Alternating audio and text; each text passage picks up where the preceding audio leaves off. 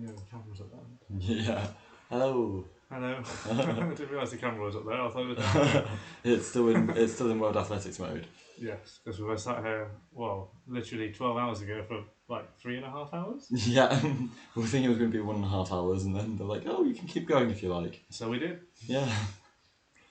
And yeah, it was a fun session. An odd day. There's been some happy and amazing athletic performances, and there've been some really sad withdrawals in terms of injuries and day of highs and lows. Absolutely. Should we jump in? Yeah, let's do it. So, do you want to begin with the athletics? Yeah, let's get it out of the way in the nicest possible way. The day started all right, didn't it? Yeah, it's multi-eventing day. I think the heptathlon's on our minds. Yeah. So in terms of Katarina Johnson-Thompson, she had a promising start to her heptathlon. She got 13:27 rather, which is her second best ever time ever in the 100-meter hurdles. It suddenly looked like, maybe that injury wasn't going to be as much as a problem as we thought it might have been. Yeah. And it was promising, and this was, she was also in the slower heat for that. But of course it was, Kendall Williams, Marta Koala, mostly expected, but Anik Vetter being very fast in the hurdles. Yeah, it was a promising start. It was I guess it kind of carried on into the high jump, didn't it? Yeah, it did with 186 for Kat, which it's hard to sort of know where to place that because of course Kat's jumped so much higher, but then it felt good to me. I think that was I was expecting a 183-ish, maybe a 186, and that's what she got. I think 189 was maybe a little bit too far. Yeah, and she did get the third best or joint second best performance there, really.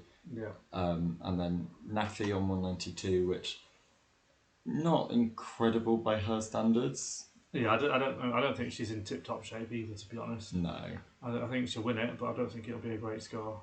I think imagine that training for a heptathlon in the middle of this pandemic would be quite complicated. That you don't get the access to the facilities you need all the time, and the variation that they need for their training. Yeah, definitely.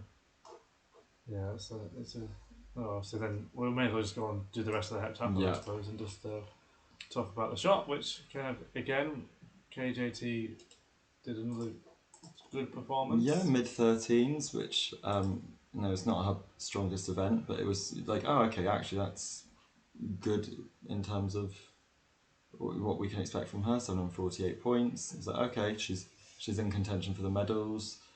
Tiam predictably far, but not as far as you might hope from her. No, not at all. Norwitz was having a great day. PB in the hurdles, PB in the shot. So yeah, she's definitely looking like a potential medalist. Vetter's also having a good day. Kunz not so much, but she had a good shot put. Yeah, she messed up the hurdles, but decent shot. Yeah. So, and how are things looking after that one? Was it? So in the standings, that one. Yeah. And then it was looking promising then, wasn't it? Yeah. Oh, it's sort of. Okay. This is now, isn't it? Sorry. Yeah, but we can. So, Kat at that point. Kat was she was in 5th at that point. Yeah. And then, obviously, disaster struck in the 200s. The reason we had to scroll down. She got a calf injury, and that was it. Yeah. Sad to see. She didn't. She finished the race. She walked up and walked. Didn't want the wheelchair. But it's just like, oh God, how much more of this can we take? Yeah, and it's so unfortunate because it wasn't just that it was, we all assumed it was the Achilles problem that had flared up. Yeah. And then for it to be another injury. Which was probably related to the Achilles, I think. The calf was probably overstretched, overworked. Yeah, it was on the other leg. But it's and she wouldn't have been training as much, so probably. Yeah, it was probably related, but it's still disappointing because she looked like she started so well. It was looking like a good race. I thought she just got on the bend and she could just run straight and that'd be fine. And then pulled up very suddenly and very dramatically, and it's not looking. It's sort of become a bit of a theme with injuries for British athletes. Yeah. Particularly those sponsored by Miller. I know, bad times. Then another PB for Norwitz there, second fastest. So that should have been. Well, let's have a look at the standings then. See, I don't know. I didn't really check who was in the top 5 after the first day. It was Anouk Vetter leading, and she's looking in a good chance for a medal there. Yeah, I think the Vitz and Tian. Do you know what? I can see it not changing. Yeah, I can see this being the top 3, of course in a different order. Yes, maybe the reverse of that actually. Yeah. But yeah, it'll be a Benelux podium, or just a Benner podium. Yeah, no, I think the same as European indoors, wasn't it? They got the 1-2 there, didn't they? Yes, they did. Yeah, because I mean, Annikins, she's up there. Americans always struggle with the decathlon at major championships. Yeah. But it's just a bit adrift from the rest. The athlete from Benin had a great day. She was a PB in the 2 and I think PB in the shot. Well, she won the shot, so yeah, let's keep an eye on her as well. And is there any other sort of big Marta Koala out? And Johannes Rodriguez as well. And Krijan's pretty much out after that horrible high jump she had. Which is such a shame because I was thinking she was in medal form. Yeah, she's usually so consistent and so solid, but yeah, so that's the HEP. Shall we do the deck? Yeah. We'll start with an ODB, was it? It was, joint world decathlon best for Damien Warner. He 10 seconds 12. Yeah. WDB, sorry, not ODB. Yeah. It's both. And there was a few of the times were actually rounded to 10.67 because the number 10.66 seemed to become a bit of a theme during this. We had 10.66 points for Warner to win his heat. In the second heat, it was 10.66 to win there, and Lyndon Victor was initially shown on the clock as 10.66 as well. So something about the Battle of Hastings. Yeah. Good day for Ash Maloney. Started with that PB in the 100. Yeah. And then, I guess everyone else was kind of doing okay. And then the long jump, a little bit dramatic. Thomas van der Platz, sorry. Thinking Kevin Meyer. He had a nightmare. Injury, slipped on the board, injured out the competition. But it was a good, again, Damien Warner, another good jump. Yeah, not quite another World Decathlon best, but maybe it'll be thinking of too much from him. Yeah. An ODB, that's ODB, right. So WDB and ODB. But it's actually sort of mad to look at the gap he had, over 50 centimetres on everybody else. Well, actually nearly 60 centimetres on everybody else in the field. And in terms of points, that's actually huge as well. Yeah. So he was 200 points ahead, I think, by the end of the first 2 disciplines, which is obviously he's got a very strong first day. Yeah. But yeah, I guess it was Lepage and Maloney who were going with him. Maya not doing too badly. And then, Nicholas Cow did a PB in the long jump, but then, much like Cat, didn't end the day well for him. Yeah, not a good day for the current world champions in the multi-events. He also had to pull up, but shot put, good, strong showing for Lepage. Yeah. PB for him. I think it was it respectable. Oh no, I forgot that Damien was in that other group, but Shook doing well and Scantling there. And then high jump, I think Scantling was going well at this point, but then he had a bit of a mare in the high jump, didn't he? I believe he did, yeah. So Scantling was 199. Yeah, I think you expected a bit more than that. Going great for Maloney, and it was the crowd at this stage. Yeah, I know. Yeah, they both looked so good, and even Kevin was obviously jumping really well as well. So the Aussies and Cal and Maya. Yeah. But then, sadly, if we go to the 400, we will see the sad times for Nicholas Cowell. Did not finish, pulled up injured, and was also wheeled off. Yeah, the medics earning their pay today, assuming they're not volunteers. Yeah. Ash Maloney obviously fastest over the 400, PB for Piers Lepage, and Damien still very much in the mix. So all the main protagonists were there or thereabouts. Yeah, it's looking like a very Commonwealth-led trio at the moment. Yeah, PB for Scantling as well, which is good to see. And I'm like, lots of PBs actually, so they're still doing well. Putting out some good performances, but yeah, that's the sad news at the bottom there. Yeah. So. But let's have a look at where that lead. Actually, just looked at Weibo's time was slower than Shaunae's. Yeah, I remember. Check that. He's actually not a great 400 meter runner. Sort of perhaps ironically. Yes. I remember actually a few years ago that being a quiz question, which one had the better personal best, and like, surely it's got to be Michael, but no, it's Shaunae. So Warner's leading after day one. Comfortable-ish lead over Maloney. Yeah. Who's got a reasonably comfortable lead again over Pierce Lepage. He's got a comfortable lead over Bastian. But then it gets close. The rest of them are all really close. Yeah. So Kevin's not out of it yet.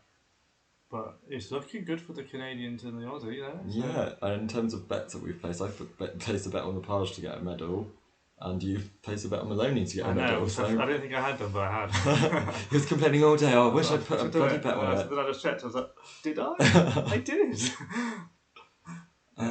So it's, Kevin Meyer, it is weird to be watching a decathlon with Kevin Meyer, and even though he's not crashed out, but he's just, we're not looking at him at the moment. It feels a bit odd. But we know Warner's got a good first day, so let's see what happens on day two. But it's set up nicely, I think. Yeah, of course, Warner will have the pole vault to come. Hopefully he can just put in a mark there. I don't think you'd expect too much more from him on that front. No. And then I guess the big final of that morning session was the women's 4 hurdles. Yeah, and it went. It was the top 3 we were expecting. Yes. Lots of debate over which order it would end up being. But the top 3 were all under the old world record that Mohammed had set in Doha. 51.46 for Sydney. She had to break the world record to beat Mohammed because she wasn't that far behind with that 51.58, and then Femke Bol just outside 52 with an area record. Yeah, not quite having the speed to respond to the other two.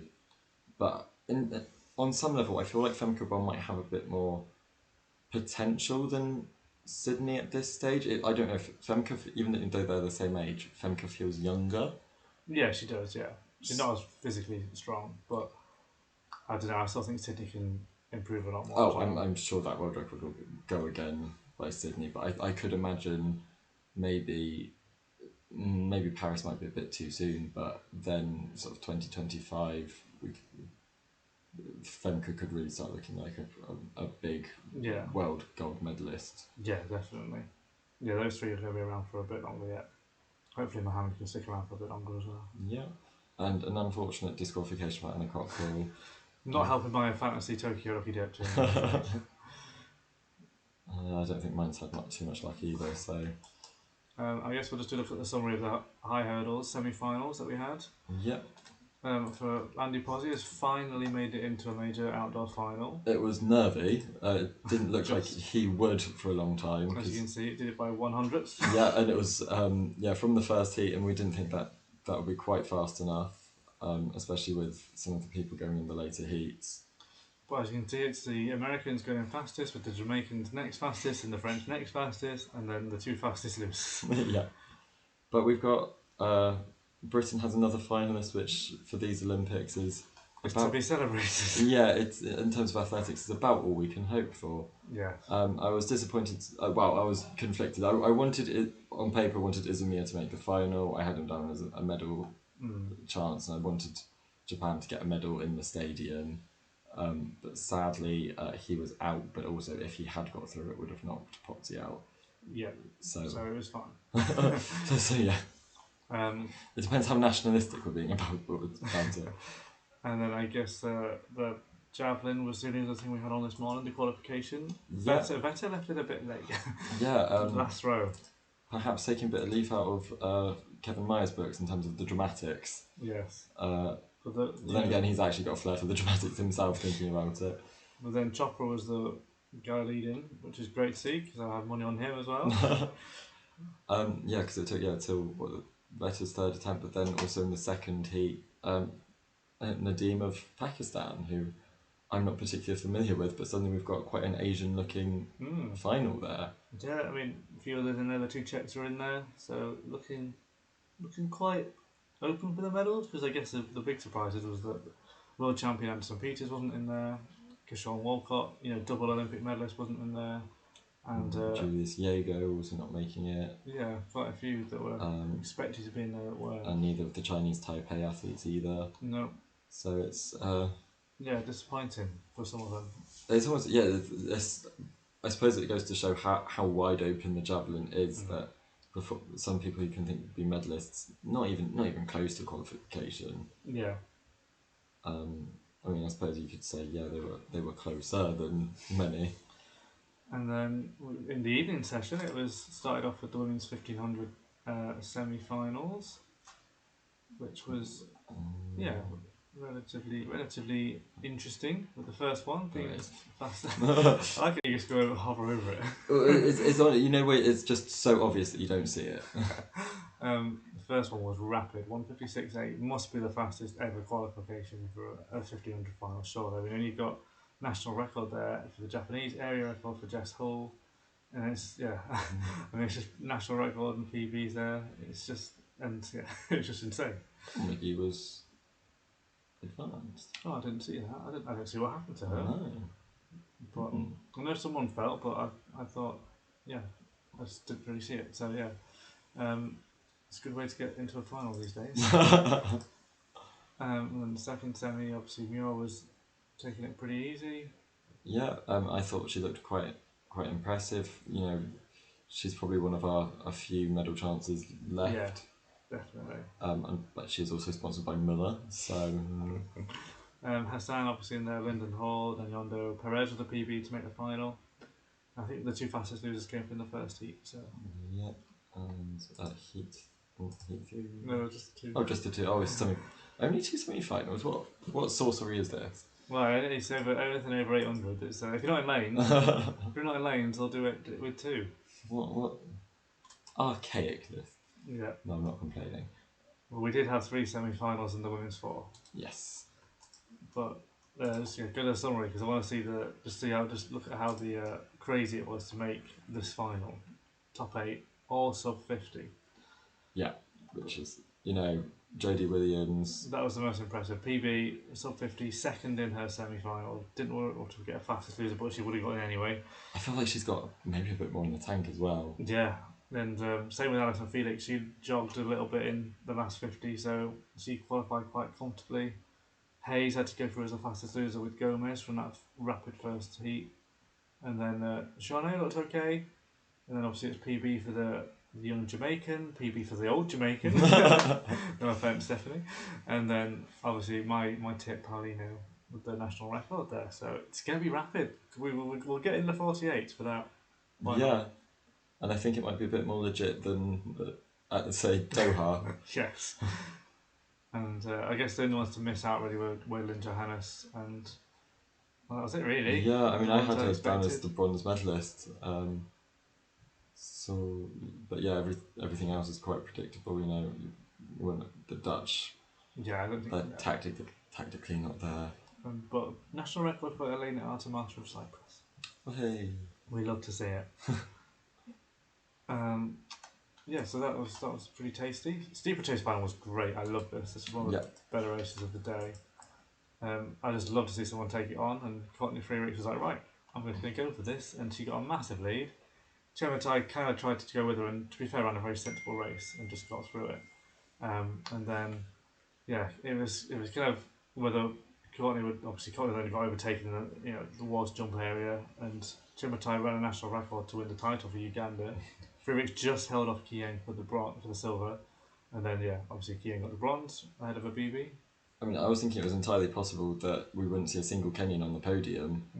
I thought Abebe might have been able to run Kieng out of it, which would have been quite a turn up. It was also fun to sort of see Chematai as one of those wonderful steeplechasers who has no hurdles technique, and is just sort of doing their best to throw their body over each hurdle. Not the greatest technique, but she had the pace. Yeah, so imagine what she could do if she learned to hurdle. And Krau's at top 5. She's getting better at every international champs. Mishmash national record in 6th, and national record for Lizzie Bird. Yeah, first British woman under the 920 barrier. Massive national record. Good stuff.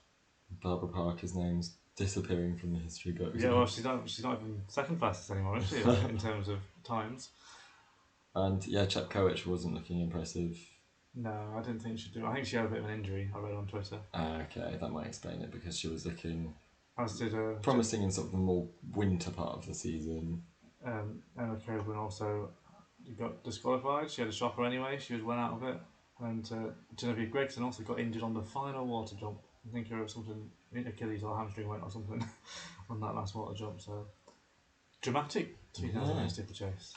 And then we also had the men's hammer throw, which was sort of quite exciting. Pavel Fidek finally getting his an Olympic medal, albeit bronze. But he did look quite relieved at the end of it, that that curse had been broken. Only 5 centimetres behind a Norwegian national record there for Eivind Henriksen. He was great. He set a PB to get into the medals, and then Fidek overtook him, and then he overtook him again and got the silver. But they're both still behind Nowicki, who again set a PB. It was a really high standard competition. And then Rudy Winkler, who for a lot of the season looked like a potential medalist, maybe even potential gold medalist, way down there in 7th. Well, I didn't even put it in my hat stat. Not even in my top 3. Didn't think he was going to do anything. But being beaten by Nick Miller in 6th, which it's sort of hard. It's one of those weird ones. It's frustrating, but also 6th place is. Oh yeah, best performance for a British man in the hammer for 97 years. Apparently. And he did a season's best as well, so you can't really complain, really. So in 1924, and then it was 1928 when Ireland won the hammer throwing gold medal. Good knowledge. That was their first ever gold as an independent country. Wow, there you go. And then let's have the men's 8, which was, a lot of people thought it was disappointing, but it was a bit argy-bargy, it wasn't that quick. But I was pleased because Correa was the guy I tipped to win, and he did. Ahead of Rotich, who again finished pretty strong, and I had Dobrik down for a medal as well, so I was pleased with that podium. Can you imagine if Dobrik had decided to stick with the 400 hurdles?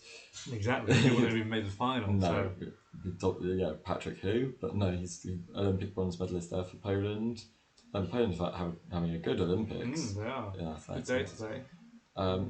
Bit surprised that Clayton Murphy didn't do better. This seemed to seems really play into his hands. Yeah, it did. So him and Amos both out of the back didn't really do much, which is a shame because it was the kind of race that you think that Murphy in particular would come through.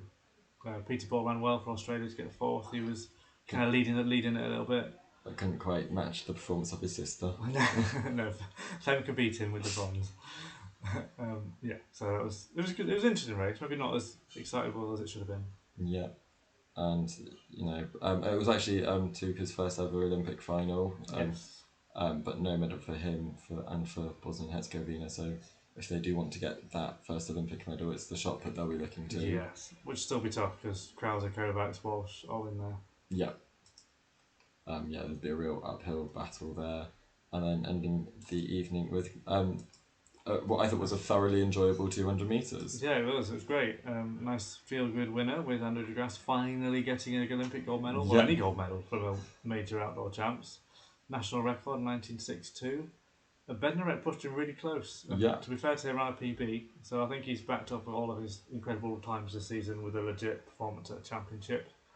And I was pleased to see Noah Lyles get on the podium. He really had to fight for that medal, and bronze medal. Yeah, I would have liked him to get a silver medal, I think silver medal. I wanted de Grasse to get the gold, but good to still see him on the podium. And then 17-year-old Darian Knightson, which is probably his full name, 17-year-old Darian Knightson, is there as in 4th with a time of 19.93 in the Olympic final.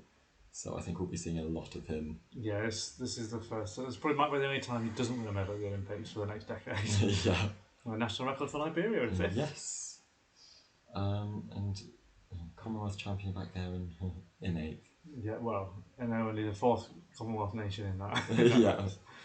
It was a good way to end the day with de Grasse there getting a gold. So pleased for him to finally. Because he had silver in Rio, bronze in the 100 at the last Rio and Tokyo, and then bronzes at many World Championships. So finally got that gold. Yeah, I'm sure all of the media outlets are digging out the footage of de Grasse and Usain Bolt looking at each other. Yes. From the 2016. It was actually the semi-final that they were exchanging the fun looks.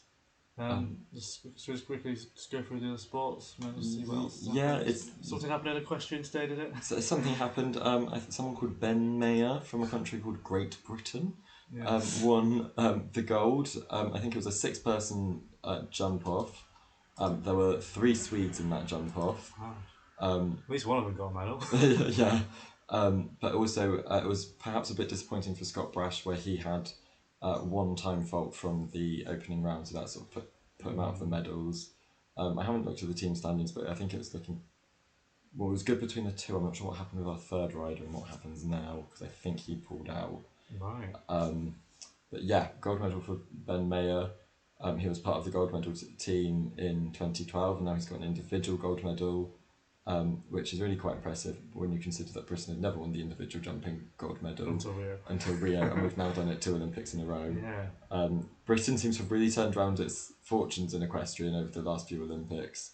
I think prior to 2012 it was, maybe a couple of medals in eventing, and it was always silvers and bronzes though, really, wasn't it? Apart from Leslie Law. And then we've won medals in dressage and jumping ever since. Yeah, it's really the eventing that we put our efforts into, but now it's everything. Yeah, and I think we have won a medal in every equestrian discipline so far, so it just leaves the team jumping. Yeah, that's a good point. Which I just want to have a look at what that means. This one, jumping team. Let's figure out what it means. We haven't followed it. So it's not the team's done separately, right? Cool. That's fine then. Don't worry about it. Don't worry, we good. I guess other results today, we lost in our women's hockey semi-finals, 5-1 to the Dutch. Not too disappointing, not too much of a surprise. They faced Argentina in the final, so it'll be Britain versus India for the bronze, which is winnable, I think. India have had a good tournament, but it'll still be tough. But I think we fancy our chances in that one. Yeah. Brazil winning a gold in the marathon swimming. Yeah, ahead of Van Roendaal, who was always, I think, was she a medalist in Rio? I thought she was, maybe not. She's been around a while. The Dutch are always good at the marathon swimming, so quite possibly. She's definitely won world titles and stuff. So, and then the sailing, if it's good down there, look, nice gold there. It was in doubt for a little bit, but Hannah Mills is now officially the most successful female sailor in Olympic history. Oh, wow. Not just in Britain, across all nations. Excellent. There are 2 golds and a silver for her, so that's not a bad career she's got going on there.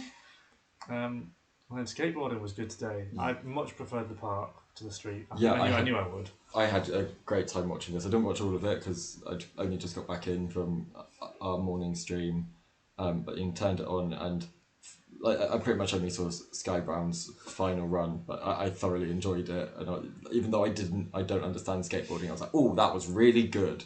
Yeah. I listened to her first run on the radio, got in to watch her second run, and she messed up the same trick twice in a row, and then her last go, it's last chance, pressure on, not going to get a medal, and she nailed it, and it was so good. And all the other competitors went crazy for her. They're like, yay, and all hugged each other, and she stopped her Japanese podium sweep there, but really pleased to see her get a medal. She's only 13 and Britain's youngest ever Olympic medalist. And she did stop a Japanese sweep, but she is also of Japanese descent, one of the 3 countries she could have represented. Yes, I know, yeah. So thank you for representing us. Yes, exactly. But yeah, great to see. And I mean, Japan are doing so well at the skateboarding. Yeah, I know. You wonder why they brought it in. Yeah. But no, I think this is one that's going to stick around. This sport will definitely be in Paris, I think. Yeah, I think they could rejig the street one. Yeah, they need to tweak that a bit, but the rest of it was fine. Yeah. This was fine. And I wouldn't mind seeing a half pipe. I think that could just a plain half pipe competition. I think that could be quite interesting to see. Well, Sean White was there watching Sky. He was on his feet when she did that run, so yeah, good stuff. I think is that pretty much. I mean, the cycling's been going on today. We had a great team pursuit final race there between Italy and Denmark. Australia beat New Zealand for the bronze first, and then Denmark were winning every single lap until the last lap. And Italy with Ganna was obviously going to be a threat, given he was 5th or 6th in the time trial. So he was the one who led that team, and he pulled it back, and they just snuck it and got the gold, and it was so good. So I'm really pleased for him, and nice to see Italy get that gold. Yeah, given that that vendetta I have against Denmark. Yeah. No, it didn't really make any difference. I'm just curious what happened in the men's individual sprint. Yeah, I saw a bit of this, but yeah, I lost track of what was going on. So Jason Kenny won his quarter there. Do we have a? Do we have like an official overview? I don't know if we do. Mm-hmm. But he was, at least he's in the quarterfinals, is it? See what it's. I know. No, It's fine. no help. We'll come back to this tomorrow. But him and Jack Carlin looked pretty good from what I saw. Jack was much better up in the qualification. And I don't know what happened. Did we have the Kieran repechage yet? Because Katie Archibald was disqualified. Yeah, she was disqualified in the first round, even though she won it. She dipped. She went and did this for lane infringement. Right. And then she must have been in one of the repechages. So let's just check. We'll see if she made it through. We've been watching athletics since this was on. So she wasn't in that one. She must be in the third one. Damn it. It's always the last place you look. There she go, easy. There we are. So. Okay, cool. So that's good. So we'll keep more across the track cycling tomorrow because there's more medals and stuff happening. But I think I feel like that's everything that we've been across. So yeah, just sort of seeing if any pictograms stand out to me. I don't think so. I saw there was some women's diving qualification. That's of course not necessarily a massive. Well, both the Brits made it through. I checked. Oh, that's good. I was going to say it's not necessarily Britain aren't necessarily as strong on the women's side. Women's 10-metre platform. Because they're both through to the semis. That's good to see. Oh, boxing. Yes, we had some bling in the boxing with so Fraser Clark lost his semi-final, which means he's guaranteed a bronze. That's his competition there. We don't need to fight for that bronze. And then Ben Whittaker lost his gold medal match, so he got a silver. So yeah, silver and a bronze in the boxing today. Yeah, it's been a couple of times we've lost gold medals to Cuba, I think, in these Olympic Games. You wonder where that gold's going to come from, actually. Because we've got a lot of fighters who've been getting towards the medal rounds, I think actually more than ever. Yeah. But the golds aren't quite coming yet. No, I think maybe, is it Gaddafi that he might be the one who's maybe one of our last chances to get a gold, so yeah, let's see. But still, medals are coming in, which is good. Yeah. Did any medals? No, not any medals in the old kayaking yet. It's inconsequential then. So yeah, it's been a successful day, and yeah, there's more stuff to look forward to tomorrow. The athletics should be good.